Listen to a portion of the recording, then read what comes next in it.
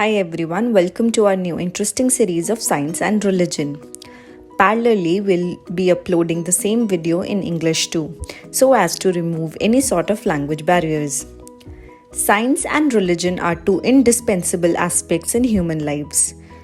On one hand, science is based on experiments and facts, while religion is solely based on beliefs and faith. Both of them aid in strengthening human existence. Here, the question is not about which is more superior between science and religion. Rather, in this video, we will try to address and understand whether there are some similarities between the two or not. Commonly, there are two thoughts which are prevalent. One school of thought considers science and religion as two parallel lines which never meet, while another school of thought believes that they both go hand in hand and intersect each other on various fronts. That is, they in the end both try to give similar messages and teachings. Since childhood, we all have heard the story of Dashavatar of Lord Vishnu. But have we ever tried to introspect it from science perspective? If not, then this video is for you. Check it out as we'll try to unfold the religious belief with scientific temperament. According to mythology, the very first avatar of incarnation of Lord Vishnu is Matsya, that is the fish form.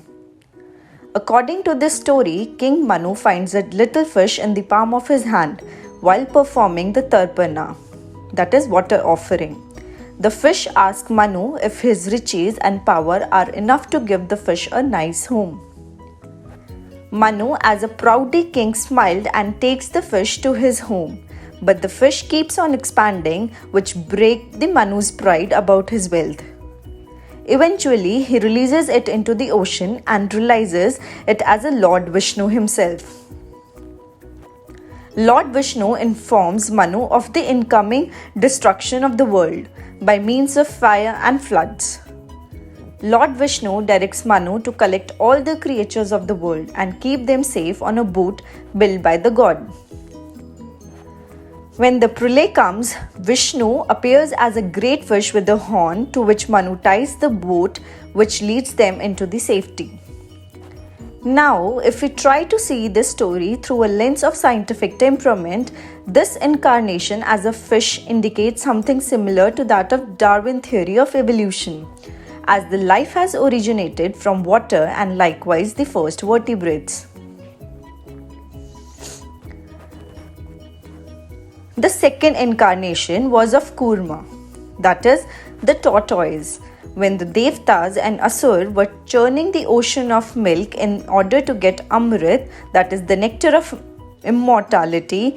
The Mount Mandara, which was used as a churning shaft, started to sink, and Lord Vishnu took the form of giant tortoise to bear the weight of the mountain. This is as per the story of second incarnation. This incarnation represented the amphibians. The third incarnation as the boar, that is the Vara avatar of Lord Vishnu.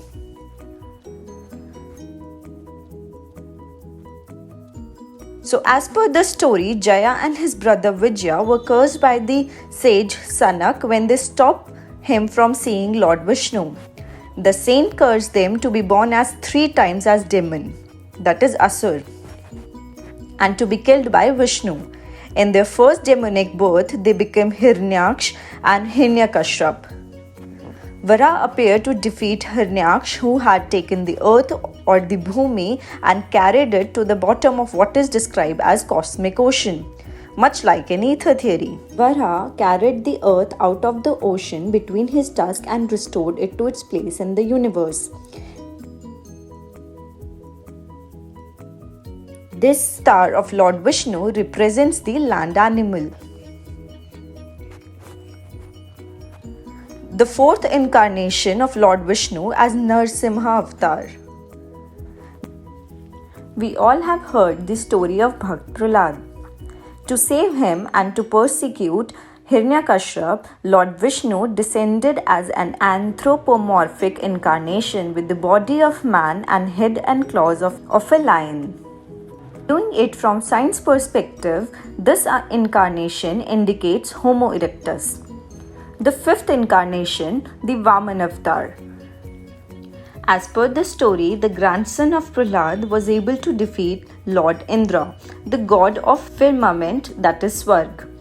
This baffled the other deities as he extended his authority over the three worlds. The god appealed to Lord Vishnu for protection and he descended as a boy Vaman, that is as a dwarf. During a yajna, that is yagya of King Bali, the Vaman approached him as a Brahmin and asked for 3 paces of land. King Bali agreed and the dwarf then changed his size to that of giant Trivikrama form.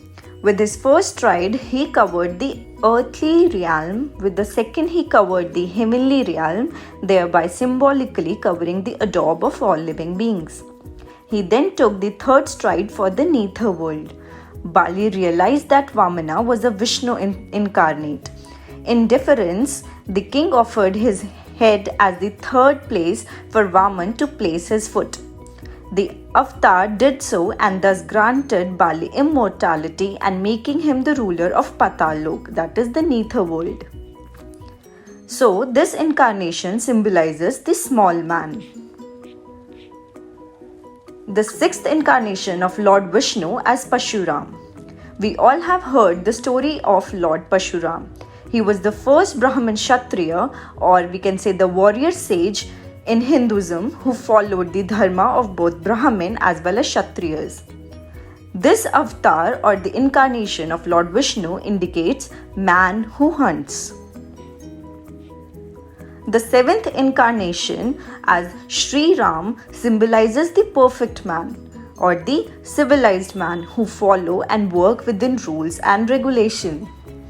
The eighth incarnation of Lord Vishnu as Sri Krishna illustrates the wiser aspect of human. The ninth incarnation as Lord Buddha reflects the enlightened human, while the 10th as Kalki symbolizes the destroyer. So whether one is religious, scientific or both, one must harness the fact of religion or science logically with righteous approach. So we will keep discussing about the locus where the religion and science coincides. So stay tuned and thank you for watching.